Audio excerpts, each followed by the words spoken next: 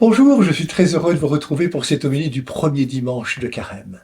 Voici le signe de l'alliance que j'établis entre moi et vous, et avec tous les êtres vivants qui sont avec vous pour les générations à jamais. Je mets mon arc au milieu des nuages pour qu'il soit le signe de l'alliance entre moi et la terre. Quand Dieu dessine au milieu des nuages un arc-en-ciel, il indique un monde qui soit à l'image de son infini amour. Comme on aimerait aujourd'hui que l'arc-en-ciel paraisse dans le ciel sombre de notre monde, pour que les humains baissent les armes et laissent parler leur cœur. Dieu propose l'alliance, une alliance de vie. Il nous tend la main pour faire avec nous une création nouvelle. En mettant dans nos missiles et nos fusils des fossiles, c'en est assez, trop de haine, trop d'exclusion, de discrimination, de barrières. L'Esprit pousse Jésus au désert. Suivons-le en nous mettant à l'école de l'Esprit Saint. Suivons-le dans sa sortie du désert. Suivons-le dans sa mission de proclamer l'évangile de Dieu. Oui, convertissons-nous et croyons à l'évangile qui est Jésus-Christ. Au diable, le prince des esprits mauvais, place à la bonne nouvelle. La bonne nouvelle ?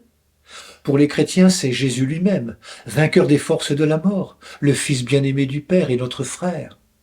Jésus comme le nouvel arc-en-ciel, trait d'union jeté entre le ciel et la terre, alliance éternelle, scellée dans son corps et dans son sang, dont nous faisons mémoire en cette Eucharistie.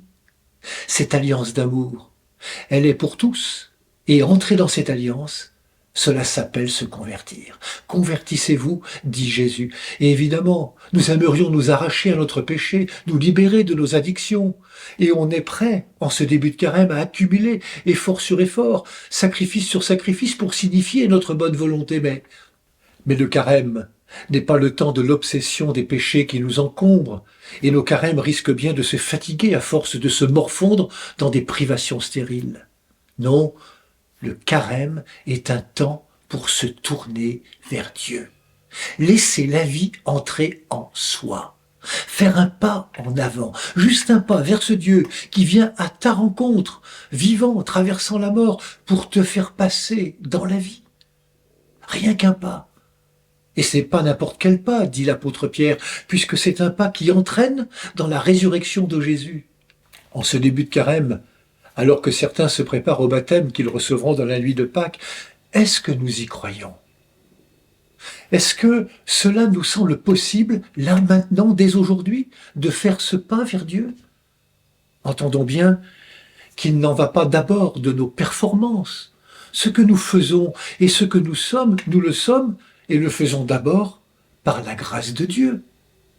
Laissons donc agir l'Esprit Saint dans la conversion de notre vie et particulièrement dans tous les gestes concrets que nous sommes invités à poser en ce temps de carême.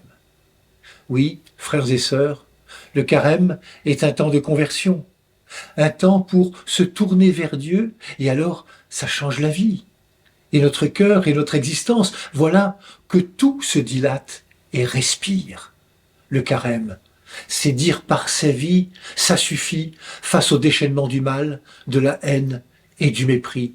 Dire ça suffit à tout ce qui dégrade l'homme et l'asservit. Dans l'évangile que nous venons d'entendre, il nous est dit que les bêtes sauvages vivent en harmonie avec les anges. Cela signifie que la vie nouvelle est déjà commencée, avec et en Jésus-Christ. C'est lui qui nous entraîne à prier. Donne-nous aujourd'hui le bonheur d'aimer et d'être aimé. Oh oui, ce bonheur-là, donne-le Seigneur aux femmes et aux hommes de bonne volonté. Bonne marche vers Pâques, à toutes et à tous, prenez bien soin de vous et des autres.